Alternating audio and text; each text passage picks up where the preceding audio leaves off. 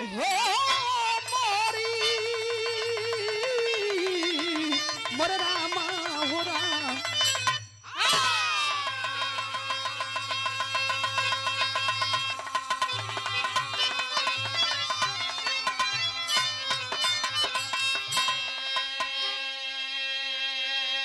ए बिरहा में 4 लाइन भूमिका बा, कहा नाम बा कैसे? शान से शान पे जो लड़े जंग में, उसका इतिहास झुक करके बंदल किया, रख लिया वतन यान जो देश का, उसका सारा वतन अभिनंदन किया। जुर्म जालिम किए आके झांसी के अंदर, सज गए 7 कातिल फिरंगी के डोला। कैसे जाएगी गरिमा कहे कातिल जोखन, टूट पड़े दुश्मनों पर पहलवान भोला।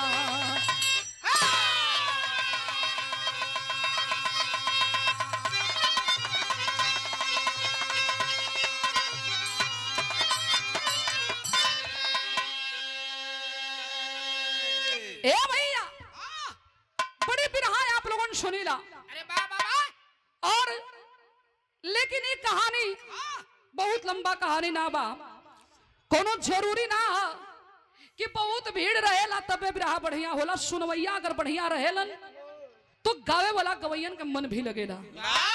बिरहा में यहाँ एक लाइन गजल के नमूना बा। कौन गजल है मास्टर?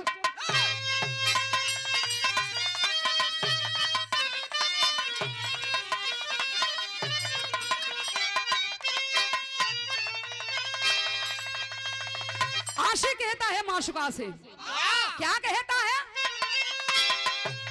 अगर दिलवरी की रुसवाई हमें अरे मंजूर हो जाए, सनम तू बेवफा के नाम से मशहूर हो जाए।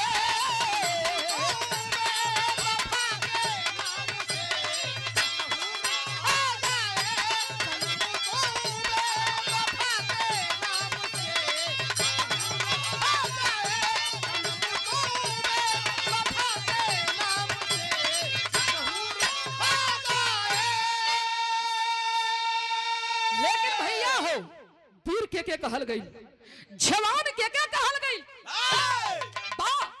बार हमारे देश के लोग, बार हमारे देश के वीर। बिरहा के अंदर भावा कहा नाम बा कैसे?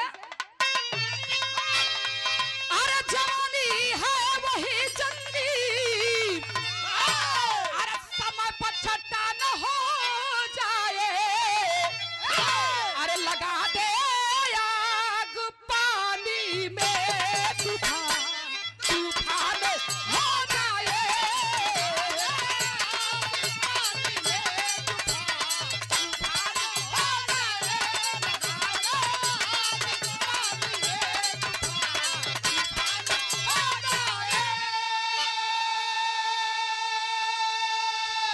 भैया हो कहानी हमारे ही से शुरुआत हो गई। ई केकर कहानी हो, कहां से लिहल गई?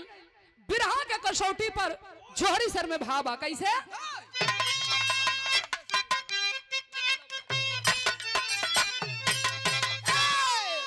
धन भारत देश निराला, जहां बहती जमुना गंगा, मुश्किल में हिंद हमारा, बंदिश में मेरा तिरंगा, एक झांसी राज्य रियासत, भारत देश के अंदर, नगर में पट्टा भोला, बच्चे के वीर धुरंधर, लड़ैया लड़ैया जाती थी पहलवान।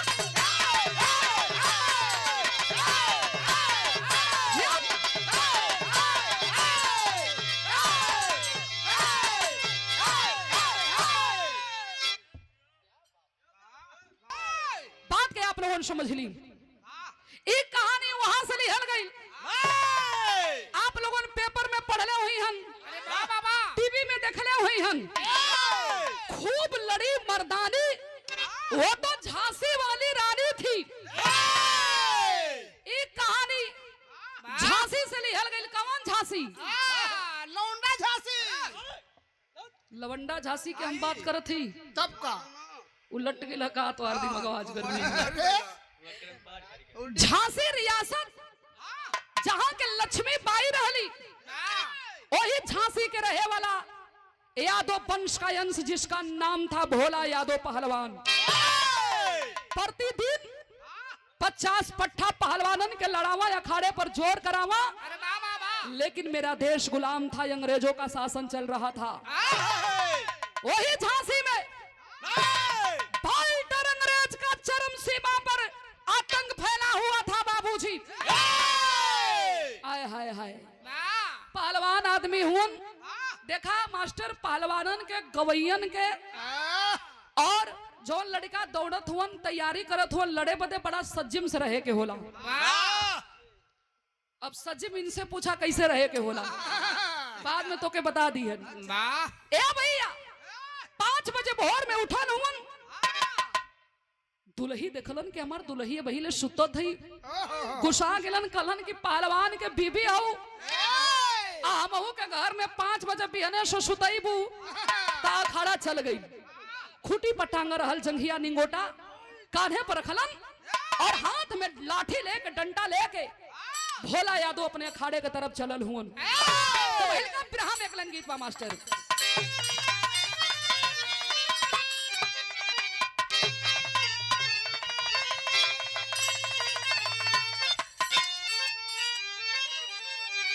कोनो दुल्ही कहती या परदेसी सैया से कहा कहलस, ए हो बलम जी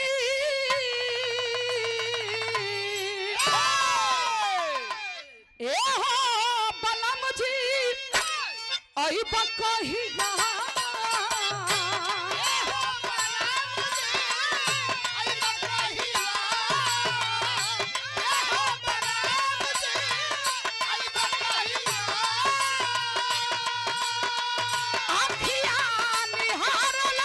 रोज रहिया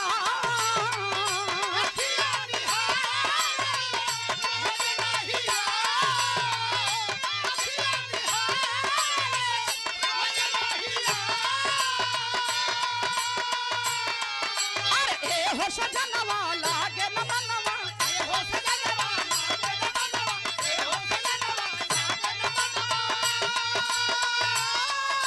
ए हो सजनवा लागे मनवा छुटिया जईता।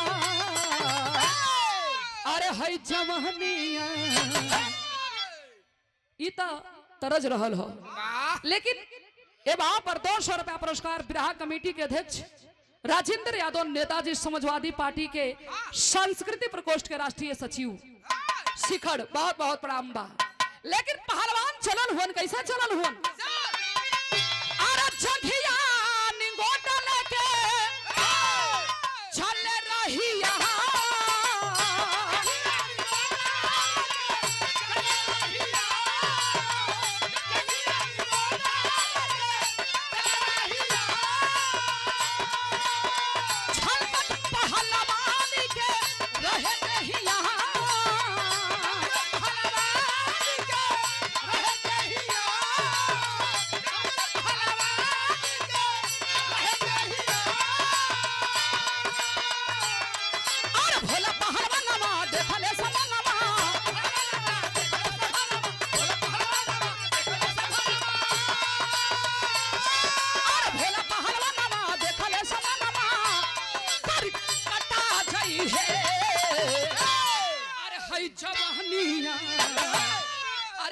जवानिया कैसे लुटा जाई है, आई जवानिया कैसे लुटा जाई है।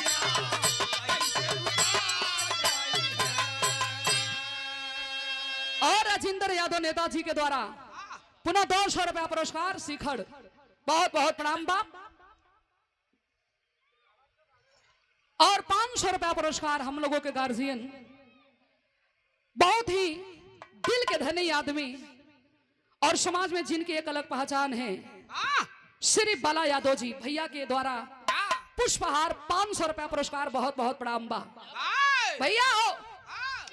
भोला पहलवान जब अखाड़े पगैलन तो देखत का हुआ कि बाल्टर अंग्रेज के कुछ सिपाही मिल के अब भोला यादव के 7 गो पहलवानन के पकड़ के और समनवा बड़ के पेड़ है वही बरवा के पेड़वा में लटका के अंग्रेजवा मारत हुआ। जाके भोला यादव हाथ जोड़ के कहलन कि साहब हमार चेला कोनो गलती कहले हुन तो हम माफी मांगतनी, इनके माफ कर दा, कोनो गलती भइल हो तो सजा हमें दे दा। अंग्रेज बोला कि अरे पहलवान जिंदा रहना चाहता है तू, जुबान पे ताला लगा लेना तो इनके साथ साथ तुझे भी मार डालेंगे। कलन के साहब गलत बोल गईला, हम हाथ जोड़त है गोड़ पर गिरत है, आप हम ही के धमकी देत हुआ। अखाड़ा हमार चलेला तो यहाँ एक बिरादरी के लोग ना आवेला, हर बिरादरी के लोग आवेला और हर बिरादरी के बेटा हुवन, हमार बेटा हमार भाई हमार भतीजा हुवन। हमरे पहलवानन के ऊपर आँच आ जाई, हम खड़ा होके देखब पहलवान आदमी न आव देखलन न ताव, लाठी जवन हाथ में ले ले रहलन वही लठिया से अंग्रेजवन के मारे लगलन। भैया मारत मारत भोला पहलवान अंग्रेजवन के मुआ के आठों अंग्रेजवन के लसिया वही पेड़वा में लटका के चल दिलन। कलन की आज के दिन अखाड़ा बंद रही, बिहने जैसा सिचुएशन देखल जाई वैसन हुई। बाल्टर अंग्रेज के पता चला है कि कोई भोला पहलवान है, हमारे साथियों के ऊपर लाठी से मार मार के उनका लाश लटका दिया है। ऐलान कर दिया जो भोला यादव को पकड़वाएगा मुंह मांगा इनाम दिया जाएगा। ए भैया चप्पा चप्पा अंग्रेज घेर लेलन, चारों तरफ नाकाबंदी करवा लिया। एक एक मिनट भोला पहलवान के जान पर भारी पड़े लगल, लेकिन भैल का फिर हम एक लाइन तरज हो मास्टर। आए हाय एक गीत के हमारे माता बही लोगन गावेली, हर गीत गीतिए होले, लेकिन जब माई बही लोगन के गीत आवेला तो ये लोगन का कोनो जोड़ ना है। कैसे गावेली मास्टर? अरे गंगा जी के ऊंची पा अरियानो हो जहवा बैठा बागवा, लेकिन भाव पर ध्यान रहे। भोला पहलवान के ऊपर अंग्रेज कैले ह का कैलस? अरे सुन के अंग्रेजन के, अरे सुन के अंग्रेजन के मराना बानू हो अइले जालिम सायता।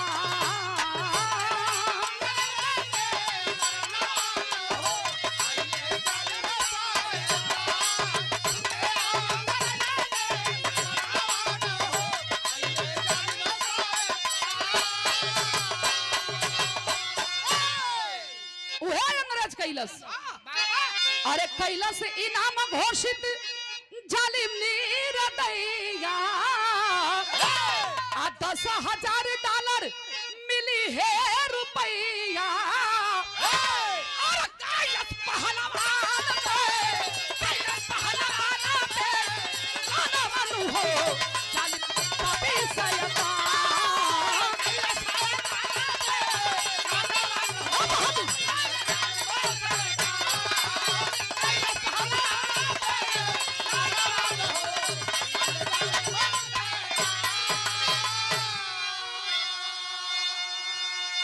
भैया हो घर छोड़ के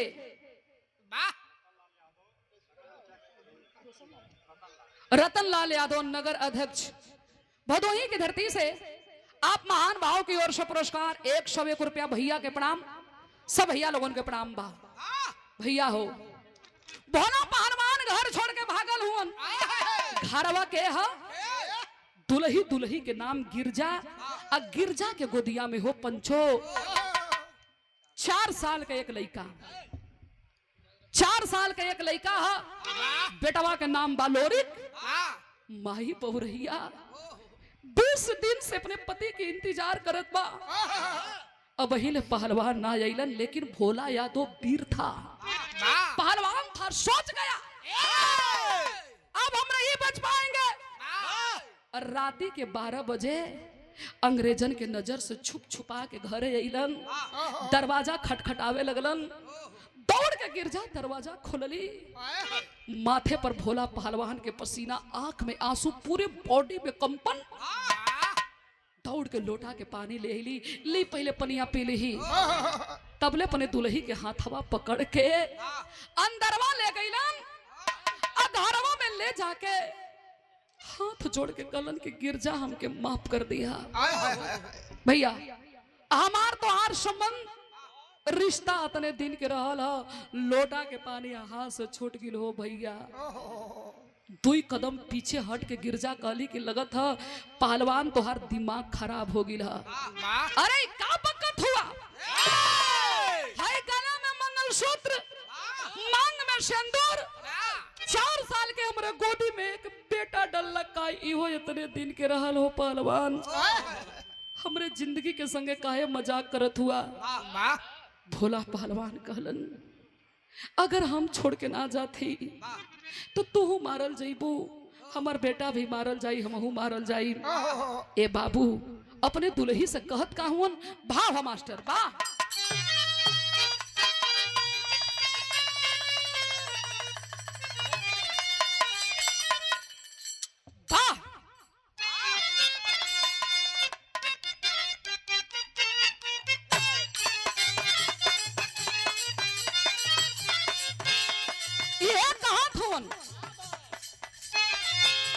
घर परिवार छूटल देश के करानावा, रे देश के करानावा, के करानावा हो। घर परिवार छूटल देश के करानावा, रे देश के करानावा हो। भोला यादव हो गईले फरारन हो राम, भोला यादव हो गईले फरारन हो राम, भोला यादव हो गईले फरारन हो राम। भइली अनाथ भोला यादव के जनानावा, अरे यादव के जनानावा,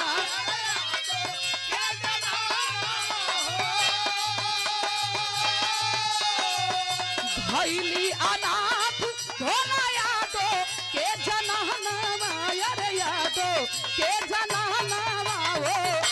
जिंदगी भइल बा बेकहारन हो राम, जिंदगी भइल बा बेकहारन हो राम, जिंदगी भइल बा बेकहारन हो राम। और ये 200 रुपया पुरस्कार बिरहा कमेटी के अध्यक्ष शिखर के धरती से हमारे चाचा जी राजेंद्र यादव नेताजी, समाजवादी पार्टी नेता, आपके द्वारा रहल। और ये 500 रुपया पुरस्कार बल्लू प्रधान जी समय भटौनी से, ये आपके द्वारा प्रधान जी के चरणों में बहुत बहुत प्रणाम। सब भैया लोगों के प्रणाम बा। बाबू हो अब ही अपने दुल्ही ले बात करते हुए तबले अंग्रेज आके चारों तरफ से घर को घेर लिए। बोले भोला यादव मुझे अभी अभी पता चला है कि तू अपने बीवी और अपने बेटे से मिलने के लिए आया है, अपने आप के हमारे हवाले कर दे, ना तो हम गोली के बरसात शुरू कर देंगे। हाथ हवा छोड़ के बोला पहलवान कलन की गिरजा हमारे बेटा के बचा लिया हो। भैया हो छेर दवाली रहल, छरदवलिया के डांक के भोला पहलवान भागे लगलन। कलन के सुना सच्चा प्यार कैले होबू, हमें अपन पति मनले होबू। तो एक बात से हम कहा थे कि हमारे बेटवा के हमहू से बड़का पहलवान बनैहा, जियत रहब तो कोनो मोड़ पर मिल जाई, अगर मर जीव तो हमरे आत्मा के शांति मिल जी। दरबारी डाक के भोला पहलवान भाग चललन। धू धू करके चारों तरफ ओई घर में आग लगला जकर सुहाग दूर होत बा भैया हो ओ दुल्ही कैसे अपन करेजा के पत्थर बनौले बा। ए बाबू 4 साल के लइकवा लोरी के अपने माई के हाथवा पकड़ के लगल छोरे कहे कि माई भाग माई भाग। ए अगिया में जर के दोनों माई बेटा मर जाइल जी रे भाग। माई के कदरा टूटल बेटवा के अकवारी में धैले है पीछे वाले रास्ता से भागे लगल। आ जब पीछे वाला रास्ता से भागे लगल तो भइल का एक लाइन तरज बा मास्टर।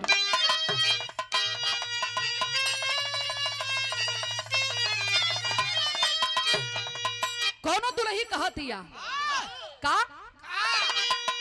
अरे गवना करो के सैया भइला विदेशवा हो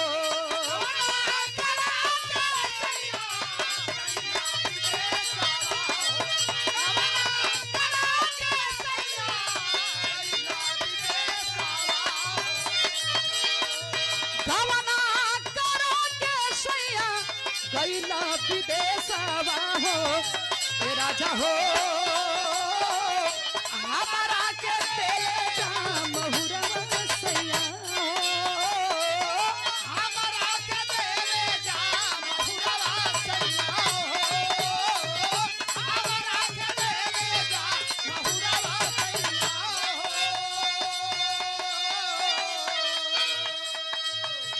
और ये देखे राजेंद्र यादव नेताजी शिखर चुनार मिर्जापुर आपके द्वारा 200 रुपया पुरस्कार चाचा जी के बहुत बहुत प्रणाम बा। लेकिन माई कैले है का कैलस गोदिया में लेके लाला गिरिजा माया नावा हो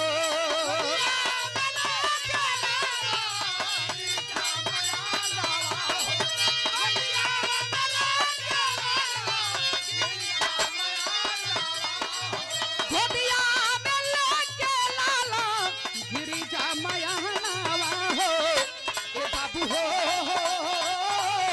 तेरे चलली गंगा जी में गनवा भैया हो तेरे चलली गंगा जी में गनवा भैया हो तेरे चलली गंगा जी में गनवा भैया हो।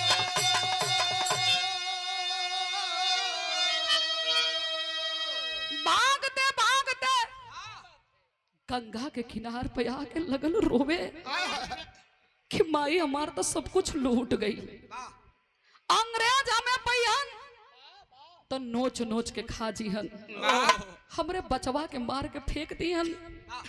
4 साल के बेटवा लोरी के बुला के कहत दिया माई देख माई तो माई होले पूछत दिया कि ये बेटा बाबू बिना जी लेबे आ तबले आगवा ले घूम के माई के ही गोदिया में चपक गईल कलश की माई रे बाबू ना हुन त का भइल तू बाड़ू न तू ही हमर बाबू तू ही हमर माई बाड़ू।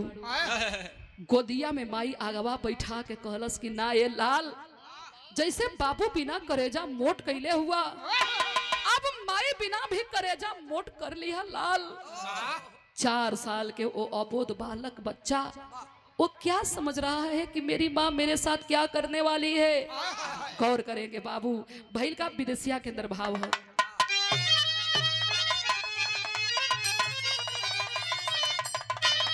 अरे बाबू तो हर छुट्टी गईले माई तो हर छुट्टी जईले आ टूट जाए ममता के धनवा रे हीरावा नवरे महीनावा का रभावा में धवनी बेटा आ दूधावा पियवनी बली पनवा रे हीरावा। अरे लिखले विधाता विधि एक किस्मतिया में आ रहे तन दिना के मी लनावा रे हीरावा।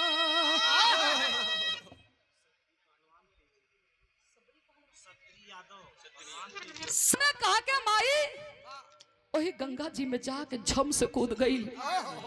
एक 70 साल के बुढ़ा मलाह, जात के मलाह, वो बुढ़ा आदमी वही गंगा जी के किनार पर बैठ के जाल बीन रहा था। चिल्लाने लगा माँ माँ करके लड़का। वो बुढ़ा मलाह के दिल में दया आ गया, चिल्लाने लगा कोई है भाई तो मदद कर दे, ये लड़की पागल है क्या। अपने बेटे के छोड़ के गंगा जी में कूद गई। 4 मलाह भाई छान के लेके अइलन।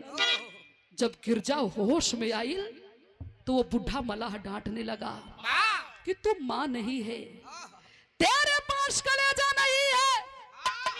कैसी औरत है तू रे, जिस बेटे के तूने 9 महीना गर्भ में ढोई, तेरा बेटा माँ माँ कह के रो रहा था रे पागल, और तुम मरने के लिए गंगा जी में कूद गई, अपने विषय में नहीं सोची होती। अरे कैसे तो लोग कहेला कि सुधवा से ढेर, मुढ़वा से ढेर आदमी सुधवा के देखेला। तुम पागल हो, औरत के नाम पर कलंक हो। कहती है बस बाबा बस, इसके आगे एक शब्द मत बोलिएगा। जानते हैं मैं कौन हूँ? झांसी के भोला पहलवान के पत्नी हूँ मैं। अंग्रेज हमरे पीछे पड़ल हुन, नोच नोच के खा जियन, हमरे बचवा के मार के फेंक दियन, मर जाएगा। वो बुढ़ा मलाह बोला कि तू ग्वालियर में चली जा, राजा रतन सिंह बड़ा नेक दिल वाला है, जाती है ग्वालियर के धरती पर। जैसे आप लोग बैठे हैं बाबू, इसी तरह राजा के दरबार, भैया भैया राजा के दरबार सजा हुआ था। फटा हुआ कपड़ा में माँ खड़ी है, फटल के कपड़वा लइका वो पहिनले बा, और जतना माई रोवतिया उतने ओकर बेटुआ रोवत बा। ए भैया, और ये पुष्पहार 500 रुपया पुरस्कार हमारे बड़का भैया हमार गार्जियन श्री बाला यादव जी, बहुत बहुत प्रणाम, सब भैया लोगों के प्रणाम बा। बाबू हो, राजा के नजर पड़ल, राजा पूछलन तू कौन है, कहां से आई है। रोवे लगली कि साहब झांसी में घर है, हमन के माई बेटा आई जा, चौका बर्तन करब, झाड़ू पोछा करब, आप कन एक रोटी दे दिया है साहब, आधी रोटी हम खा के आधी रोटी अपने बचौआ के खिया के जिया ले, लेकिन इनकार मत करिया हो साहब। राजा के दिल में दया आ गई। भैया भैया थोड़ा इस साइड में हल्ला कम हो। राजा अपने दरबार में रख लेलन, छोटका लइकवा के भी पढ़ावे लिखावे लगलन, खियावे पियावे लगलन। 4-6 महीना बीतल है। एक दिन राजा के सामने जाके लोरिक रोने लगा, बोला कि साहब आपसे कुछ मांगल चाहत थी। 4 साल के लड़का राजा के सामने रोवत था, मांगत था। राजा पूछलन कि रे बेटा क्या चाहिए। कहलस कि हम अपने बाबू जैसन बड़का पहलवान बनल चाहते। जब भोला पहलवान भागत रहलन तो कहले रहलन अपने दुल्ही से कि हमहू से बड़का पहलवान बनैहा। उ बतिया लइकवा सुनले रहल। कहलस कि हम अपने बाबू से भी बड़का पहलवान बनल चाहत हई। राजा खियावे लगलन, पियावे लगलन, रियाज करावे लगलन। 4 साल माई के गोदी में, 16 साल राजा के दरबार में। 20 साल में भोला पहलवान के बेटवा लोरिक यादव से लोरिक पहलवान बन गया। चारों तरफ टहलका मच गई। लोरिक पहलवान, लोरिक पहलवान। ए भैया वही बीच में बाल्टर अंग्रेज के देख रेख में हुपर पहलवान आया, दिल्ली से बुलवाया हुपर पहलवान को और बुलाकर पूरे हिंदुस्तान को चैलेंज करवा दिया। कोई है माई के लाल जो हमारे पहलवान से लड़ सकता है। पतिया उड़त उड़त जब राजा के दरबार में गई तो भैल का ब्राह्म एक लाइन तरज मास्टर।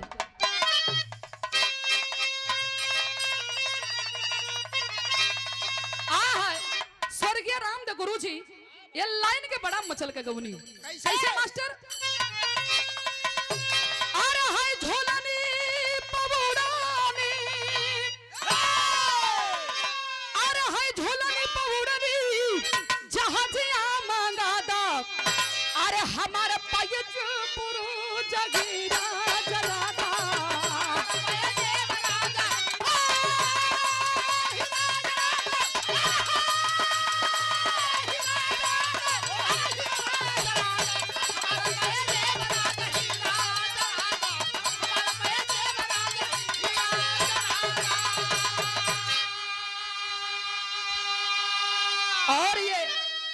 अमूल पुरस्कार हमारे चाचा जी हम लोगों के गार्जियन। वाह और चुनार मिर्जापुर में कोई ऐसा जगह नहीं होगा कि जहां आपके माध्यम से हम लोग नहीं गए।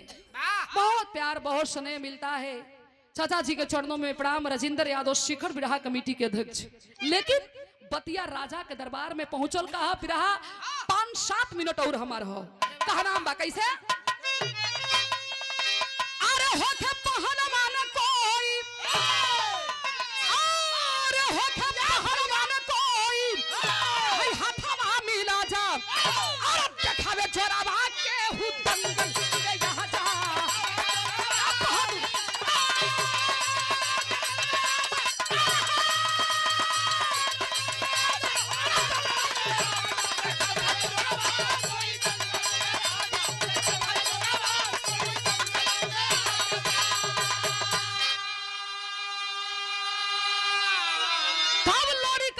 का कहलस अरे का करी शेरवा के अरे हसियारन के टोली ऊपर के पतिया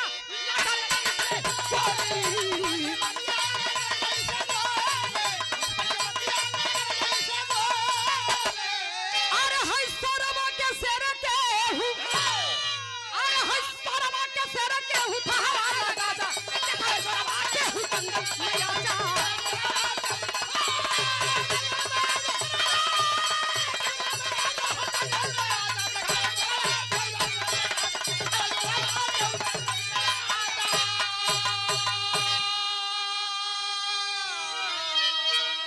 और ये बिरहा कमेटी के अध्यक्ष हमारे चाचा जी राजेंद्र यादव समाजवादी पार्टी के नेता हैं आप।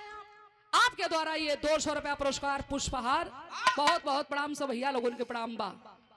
राजा बैठल हुन लोरिक पहलवान बैठल हा 2-4-5 ठे और पहलवान बैठल हुन। अंग्रेज के पता पहुंचल है राजा के दरबार में। राजा कपारे हाथ धलेलन कलन साला 4 दिन के निपोरी कुल डब्बा के दूध पिए वाला और हमरे हिंदुस्तान के चैलेंज कर देलन लोरी खाना हो गई कलंस की आपके खियावल आपके पियावल आपके दिहल जिंदगी अब चिंता का करत हुआ हम है राजा खबर दिवा दिलन कि कल ठीक 12 बजे कुश्ती होगी। बड़ी दूर दूर से हजारों के संख्या में पहलवान जुटल हुन पब्लिक जुटल हा चूंकि ऊपर पहलवान भी कोनो कमजोर पहलवान ना रहल लंदन के बहुत बड़ा पहलवान रहल हर लोरी के हल्ला है बड़े दूर दूर से लोग जुटल हुन। राजा रतन सिंह अपने पट्ठा लोरिक पहलवान के जब लेके चलल हुन तो बिरहा में चलरिया लगल मास्टर।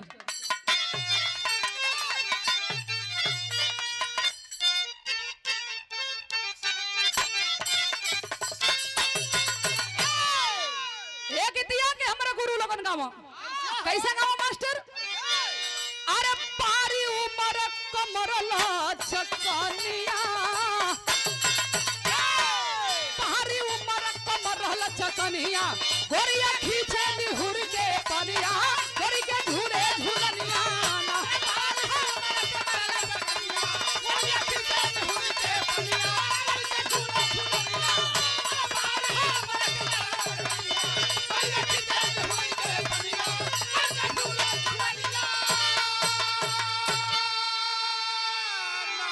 लेकिन भैया हो हतरे भैया बाबू लोगन बैठल बानी यही तरह दूर दूर से लोग जम के बैठल हुन बीचवे से राजा आगे आगे और लोरिक पहलवान पीछे से चलल हा। कैसा चलल हा मास्टर अरे झूमत चले या खाड़े उमरल देखकर जोरवा हो दिलेरवा कल ग्वालियर के सेवा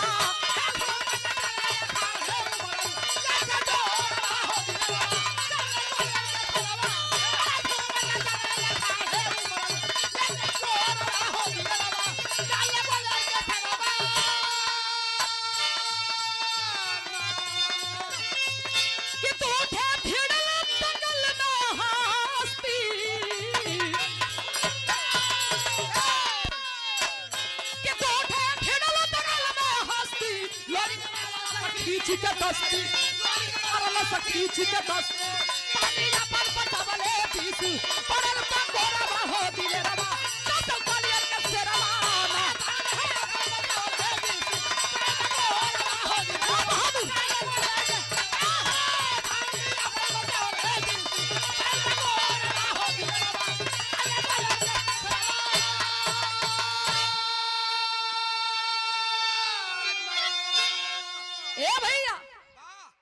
जाके अंग्रेज से हाथ मिला लेलस।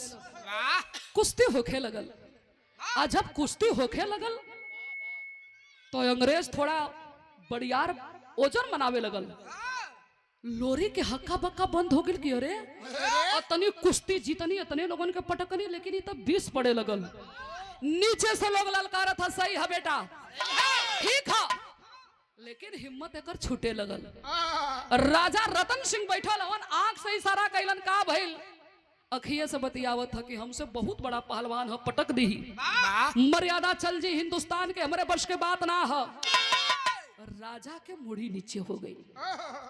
तब तक कूद फान के लोरी पूरा समय खा गई। अंग्रेज बोला कि कोई बात नहीं है, लोरिक पहलवान को 5 मिनट के रेस्ट देकर फिर से तैयार किया जाए। 15 मिनट बीत गई, तैयार होते ना बा। तब अंग्रेज बोला कि वाह, यही तेरा पहलवान है रे राजा, इसी पहलवान पे बहुत तेरा घमंड था। हमने तो बड़ा हिंदुस्तान के नाम सुना था, इसी हिंदुस्तान के रहने वाला विश्व विजयी कामा पहलवान की ये धरती है। कहाँ गया तेरा पहलवान? इतने लोगों में अगर किसी के अंदर दम है तो आके हमसे हाथ मिला सकता है। भैया हो, सबकर मुड़ी नीचे हो गई कि लोरिक पहलवान जब कुछ ना कैलस तो हमन के का कैल जी। आय हाय, सबके आंख में आंसू, हम मुड़ी नीचे भइल। लेकिन भिड़िया के चिरत पिछवा से एगो आवाज आइल है, अरे अंग्रेज, जुबान पे लगाम रख के बात कर, हम उस देश के वासी हैं जिस देश में गंगा बहती है। चलन हवा पहलवानी दिखावा, तोहरा जैसन कतना पहलवान यहाँ अइला ना कैला। सब पलट के ताके लगल के भैया ई के बोले लगल। पिछवा लोग देखत बात, एगो बूढ़ आदमी, फटही कपड़ा है, दाढ़ी बड़की बड़की है, बार है, भिखमंगा जैसन सकल है। राजा के समनवा आ गेलन। लोग कहलन, अरे राजा साहब, ई पगला दिन भर घूमेला हो, आ घूम घूम के मांग के खाला करे, बात पर आप ध्यान मत दिहा। लेकिन वो बुढ़ा आदमी के आंख में आंसू आ गया। बोला, साहब मुझे एक बार मौका दे दिया जाए, अगर देश के मर्यादा ना बचाई तो यही अखाड़े में अपन जान दे दे, दोबारा अपन चेहरा है लोगन के ना दिखाई। ए भैया, राजा सोचे लगलन कि अगर ई ना लड़ीहन तो वो देश के मर्यादा जाई, आ लड़ के पटका जइहन तो वो देश के मर्यादा जाई। तो एक बार इन्हें मौका दे दिहल जा। ए बाबू, राजा कलन की ठीक है, लेकिन मर्यादा आपके हाथ में है। वो बुढ़ा आदमी जंघिया निंगोटा कस के अखाड़े पर चढ़लन, चुम के मिट्टी माथे पर लगा के और बजरंग बली के जयकारा लगा के कैलन का टेरी के अंदर भाव है मास्टर। अरे बुढ़ौती में जवनिया जागल बा, अरे बुढ़ौती में जवनिया जागल बा, लड़ले पहलवान कोई ऊपर दिया, चुनौती रे चुनौती रे चुनौती।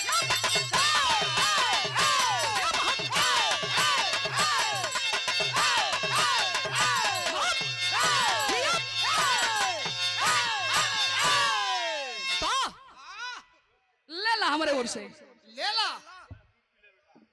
लेला, दूध ना इसमें पची जूसवे पच पाई। ए भैया, जाके अंग्रेज से हाथ मिलवलन, आज पहलवान होई जानत होई, निकास ऊपर धैलन, और निकास ऊपर ध के उठा लेलन, और 4 फेरा वही अखाड़े में लेके घुमलन पटक के, और वही छतिया पर जब बैठलन, आई लोग जो नीचवा बैठा रहल, ये हर से खड़ा होके ताली बजावे लगल। आज जब ताली बजावे लगल तो राजा रतन सिंह खुशी के मारे आंख से आंसू छलछलात था। बगल में बैठा नवन, फूल के माला उठा के ले जाके वो बुढ़ा पहलवान के पहना के सीने से लगा के फफक के रो के कहलन, अरे मर्दवा, तू तो भगवान बन के इला हो, देश के मर्यादा बचा लेला। ए बाबू, पूछो तुमन, कहाँ तोहार घर है, कहाँ रहेला वो बुढ़ा आदमी 2 मिनट शांत हो गया, बोला कि साहब नमवा पूछ के हमर का करबा। घरवा जहे है भैया लोग एक रोटी खिया देवेला ना, ओई जे हमार घर हो जाला। हमार पूरा परिचय जान के का करबा ये साहब। तबले राजा रतन सिंह कलाई पकड़ देलन। आज जब कलाई पकड़लन, कलन करे मर्दवा तना बड़का पहलवान हो के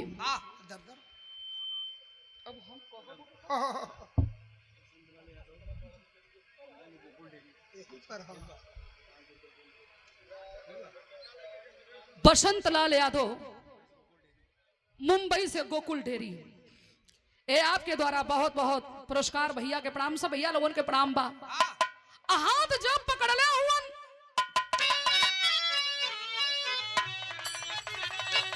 हाथवा पकड़ के कलन की इतनी बढ़िया पहलवान हो के मर्दवा भटकत हुआ तो के खैले नहीं लेके व्यवस्था ना।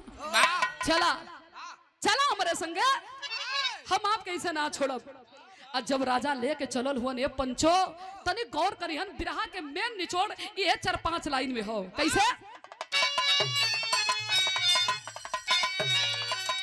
अरे बाजल बतलिया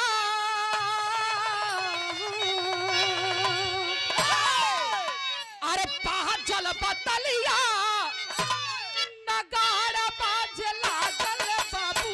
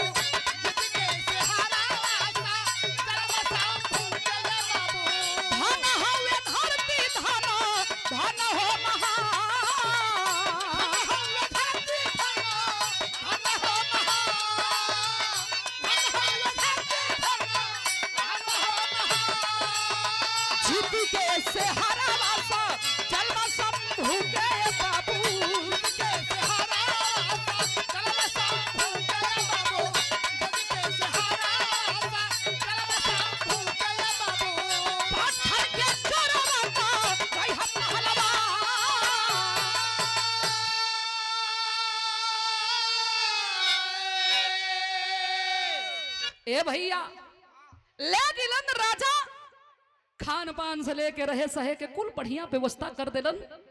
खूब बढ़िया से खाना पीना मिले लगल, कपड़ा उपड़ा मिलल हो। 2 महीना बीतल ह त कहलन कि ये पहलवान, खाली पहलवान पहलवान कह के हम बुलाईला, हमें नीक ना लगेला। अरे अपन नमवा तो बता दा कि तोहर नमवा ह का। कलन हमार नाम शंभू पहलवान है। कलन राजा हमहू आपसे कुछ मांगल चाहते, खिया के दिन भर ही घरे में सुतावत हुआ। अरे हम पहलवान आदमी है, रियाज भी खराब होता। सुनीला कि आपो पहलवान रखले हुआ। कलन की 200 पट्ठा लड़ाईला। कलन हम वो कोई में छोड़ दा, हमरो रियाज पानी बना रही, जोर बना रही। रोज सुबेरे उठ के अखाड़े जाए लगलन। 15 दिन बीतत बीतत जतना पहलवान राजा के दरबार में रहलन, सब इनके गुरु जैसन माने लगल। गुरु जी आ गिलन, सारे लोग गुरु के निगाह से देखे लगलन। समय धीरे धीरे बीतल हा। समय कवन आइल?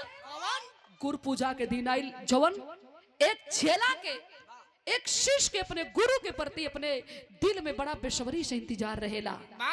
सज गया राजा के दरबार, और शंभू पहलवान के जतना पहलवान रहलन गुरु बना के पूजे लगलन। कोई फूल माला ले आवत बा, केहू कपड़ा देत बा, केहू मिठाई देत बा, केहू पैसा देत बा।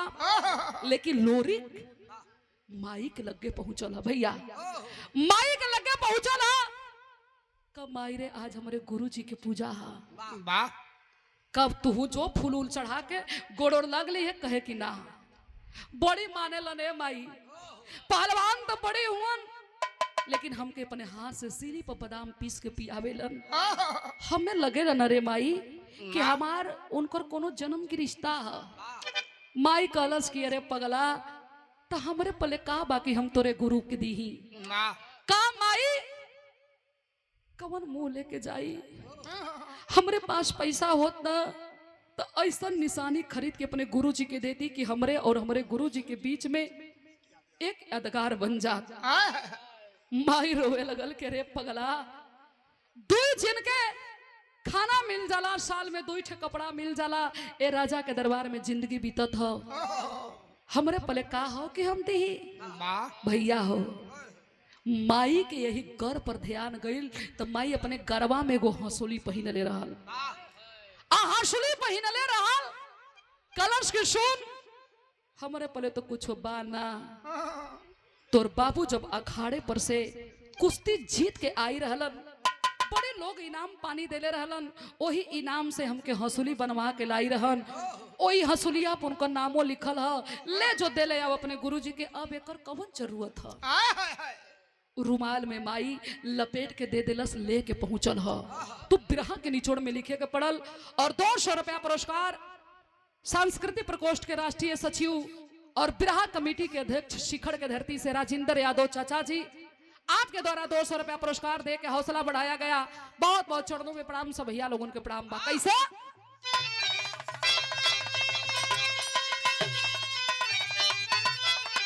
सबई पहलवान पठान के आर पुलकित भाईले मानवा गुरु के होखेला पूजनवा गुरु पूजा के दिलवा।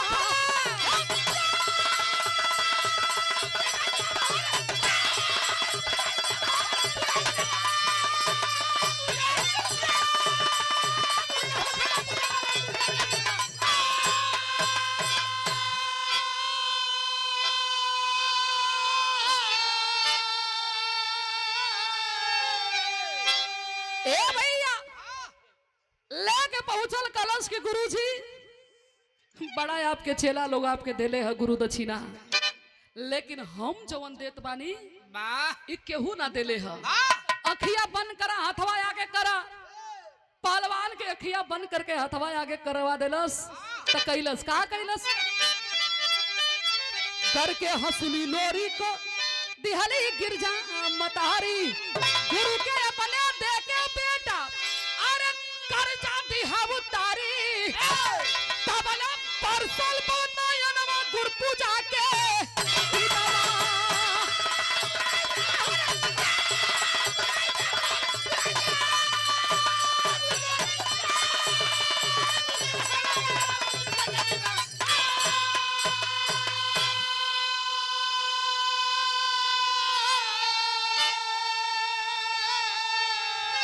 ए भैया कलश की अब अखिया खोला जब अखिया खोललन हो पंचो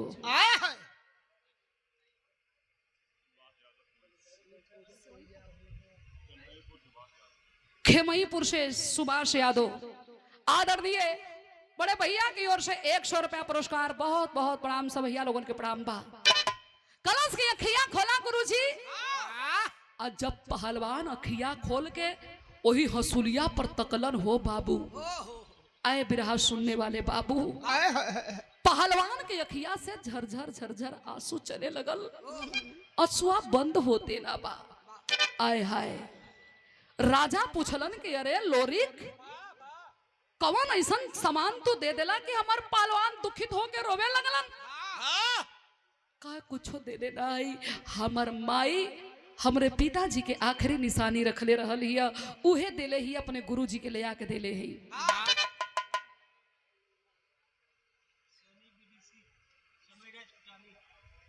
सनी बीडीसी समय पटानी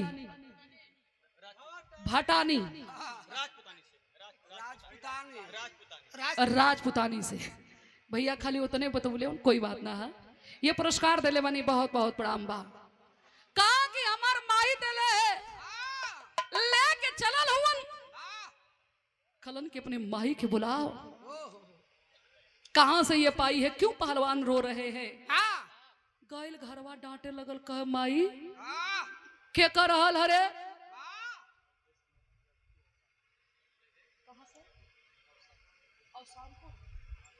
अवधेश कुमार प्रजापति औसानपुर के धरती से 100 रुपया पुरस्कार भैया के चरणों में प्रणाम। सब भैया लोगों के प्रणाम बा।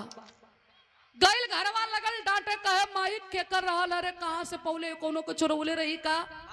राजा बड़ी गुस्साइल हुन, बोलौले हुन चल। माई चल दिलस।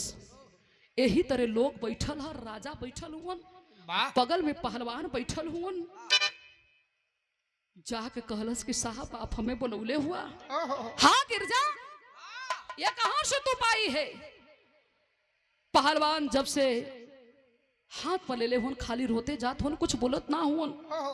गिरजा कहली कि ये साहब भैया लोगन से 1 रुपया भीख मांग के अपने जिंदगी के गुजर बसर कैले ही। आपके दरबार में झाड़ू पोछा करीला, सोना पड़ल रहेला, ये साहब मिट्टी समझ के एक तरफ टाल के अपन काम करके निकल जाइला, जवन मिलेला खा के हट जाइला। लेकिन हम चोरी केहू के ना कैले है। वो हमरे पति के निशानी है, आ ना विश्वास है ना तो ओपे उनकर नाम लिखल है लोरिक।